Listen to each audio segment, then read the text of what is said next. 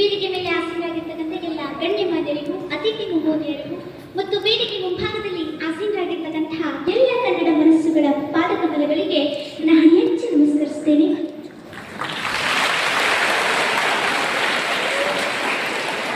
ಮೊದಲಾಗಿ ನನ್ನ ಹಿರಿಯ ಹಾಗೂ ಕಿರಿಯ ಮಾಗ್ಮಿಗಳ ದಯೆ ಮತ್ತು ಪಾದ ಪದ್ಮಗಳು ನನ್ನ ಮಸ್ತಕದ ಮೇಲೆ ಇರಲಿ ಅಂತ ಹೇಳ್ತಾ, ಅಜ್ಞಾನದಿಂದ ಹುಟ್ಟಿತ್ತು ಅಹಂ ಮಮತೆ, ಅಜ್ಞಾನದಿಂದ ಹುಟ್ಟಿತ್ತು ಮನಸ್ಸಂಚಲ, ಅಜ್ಞಾನದಿಂದ ಹುಟ್ಟಿತ್ತು ಇಂದ್ರಿಯ ಉದ್ರೇಕ, ಅಜ್ಞಾನದಿಂದ ಹುಟ್ಟಿತ್ತು ತ್ರಿವಿಧ, ಅಜ್ಞಾನದಿಂದ ಹುಟ್ಟಿತ್ತು ರಾಗ ದ್ವೇಷ, ಅಜ್ಞಾನದಿಂದ ಹುಟ್ಟಿತ್ತು ಅತಿಕಾಂಕ್ಷೆ, ಅಜ್ಞಾನದಿಂದ ಹುಟ್ಟಿತ್ತು ಸರ್ವ ಪ್ರಪಂಚ, ಅಜ್ಞಾನದಿಂದ ಹುಟ್ಟಿತ್ತು ಸರ್ವ ದುಃಖ.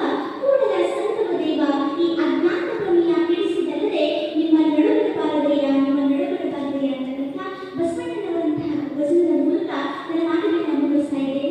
ಇವತ್ತು ನಾವಿಲ್ಲಿ ಮಕ್ಕಳ ಕನ್ನಡ ಸಾಹಿತ್ಯ ಸಮ್ಮೇಳನವನ್ನ ಆಚರಣೆ ಮಾಡ್ತಾ ಇದ್ದೀವಿ. ಇವತ್ತು ನನಗೆ ಹೆಮ್ಮೆ ಆಗ್ತಾ ಇದೆ ಅಂತಂದ್ರೆ, ಯಾಲಕ್ಕಿ ಕಂಪಿನ ಹಾವೇರಿಯಿಂದ ಸಕ್ಕರೆ ನಾಡು ಮಂಡ್ಯಕ್ಕೆ ಅಕ್ಕಳಿಯಿಂದ ನನ್ನನ್ನು ಕರೆಸಿ ಇಲ್ಲಿನ ಉದ್ಘಾಟಕರಾಗಿ ನನ್ನ ಆಯ್ಕೆ ಮಾಡಿದ್ದು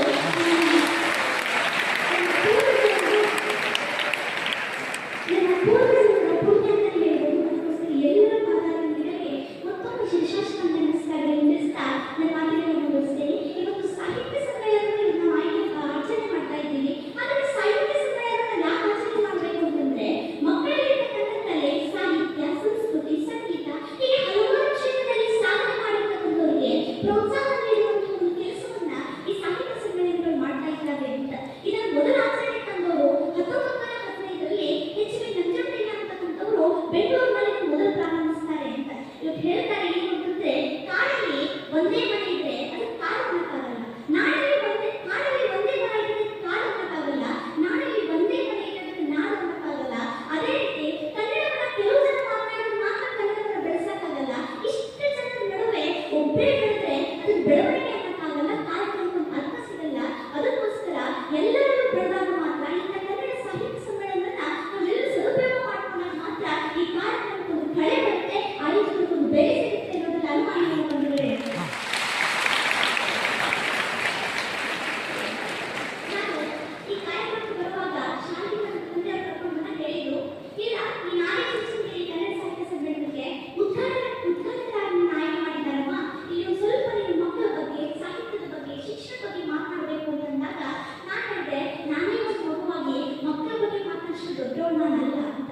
ಇವತ್ತು ಮಕ್ಕಳು ಅಂತ ನಾವು ನೋಡೋದಾದ್ರೆ, ಮಕ್ಕಳ ಜೀವನದಲ್ಲಿ ಮುಖ್ಯವಾದಂತಹ ಪಾತ್ರವನ್ನು ವಹಿಸುವವರು ತಂದೆ ತಾಯಿಯರು ಅಂತ ಹೇಳ್ತಾರೆ. ಇವರು ತಂದೆ ತಾಯಿಯರು ಅಂದ ತಕ್ಷಣ ನನ್ನ ಮಾತಾಡಿ ಬರ್ತದೆ ಏನು ಅಂದ್ರೆ, ತಾನು ಕೂಲಿ ಮಾಡಿದ್ರು ತನ್ನ ಮಕ್ಕಳು ಕುದುರೆ ಹಾಕ್ತಾ ಇರಬೇಕು, ತಾನು ಹಳೆ ಚಪ್ಪಲಿ ಹಾಕೊಂಡ್ರೆ ಚಿಂತೆ ಇಲ್ಲ, ತನ್ನ ಮಕ್ಕಳು ಉತ್ತಮವಾದಂತಹ ಚಪ್ಪಲಿ ಹಾಕೊಳ್ಬೇಕು ಅಂತ ಎಷ್ಟೋ ಕನಸುಗಳನ್ನ ಕಂಡು ಶಾಲೆಗೆ ಮಕ್ಕಳನ್ನು ಕಳಿಸ್ತಾರಂತೆ.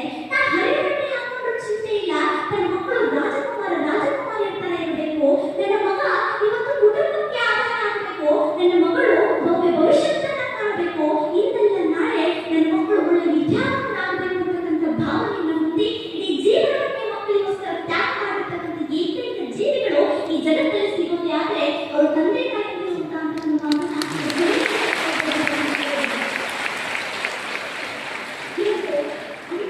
ತಂದೆ ತಾಯಿಯರಿಗೆ ಮಕ್ಕಳು ಏನ್ ಕೊಡ್ಲಿಕ್ಕೆ ಸಾಧ್ಯ?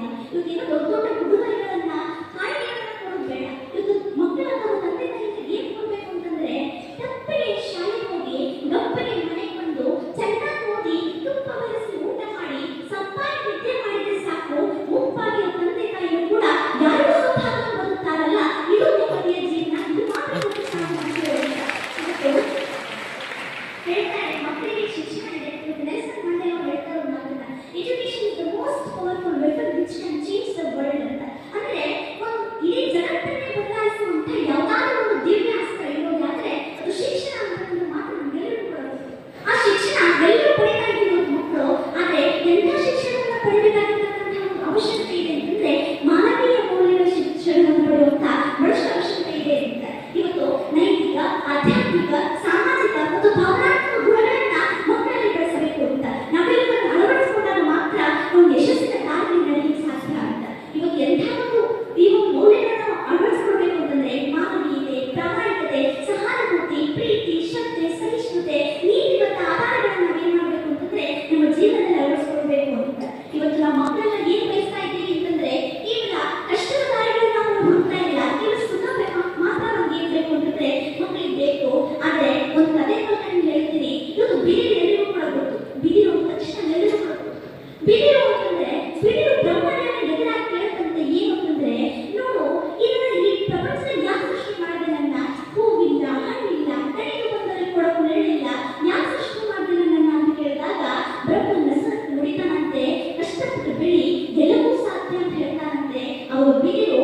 ಕಷ್ಟಪಟ್ಟು ಬೆಳೆದಂತೆ ಕೃಷ್ಣನ ಕೈಯಲ್ಲಿರೋ ಕೊಡಲಾಯ್ತಂತೆ, ಮಕ್ಕಳನ್ನ ತೂಗುವ ತೊಟ್ಟೆಯಾಯ್ತಂತೆ, ಸುಮಂಗಲರಿಗೆ ಬಾಗಿನ ಕೊಡುವಂತ ಮರವಾಯ್ತಂತೆ, ಬೀಸಲು ಓಟವಾಯ್ತಂತೆ, ಕೇಳಲು ಮರವಾಯ್ತಂತೆ, ಕುಟ್ಟಲು ಬರಕೆಯಾಯ್ತಂತೆ, ಬಟ್ಟೆ ಒಣಗಿಸುವ ಕೋಲಾಯ್ತಂತೆ, ಹತ್ತಲು ಏನಾಯ್ತಂತೆ, ಕೊನೆಗೆ ಶವಗಳನ್ನು ಹೊರುವಂತ ಚಟ್ಟವಾಯ್ತಂತೆ.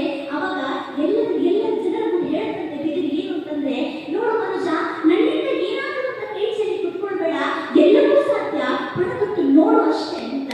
ನೋಡಿ, ಅಷ್ಟು ಕಷ್ಟಪಟ್ಟಾಗ ಮಾತ್ರ, ಪರಿಶ್ರಮ ಪಟ್ಟಾಗ ಮಾತ್ರ ನಿಮ್ಗೆ ಯಶಸ್ಸು ಸಿಗುತ್ತೆ ಅಂತ. ಇವತ್ತು ಹೇಳ್ತಾರೆ, ತಂದೆ ತಾಯಿಗಳು ಮಕ್ಕಳ ಮುಖ ಕಪ್ಪಾಗಿದ್ದು ತಂದೆ ತಾಯಿನ ಸಹಿಸ್ತಾರೆ, ಆದ್ರೆ ಶಾಲೆ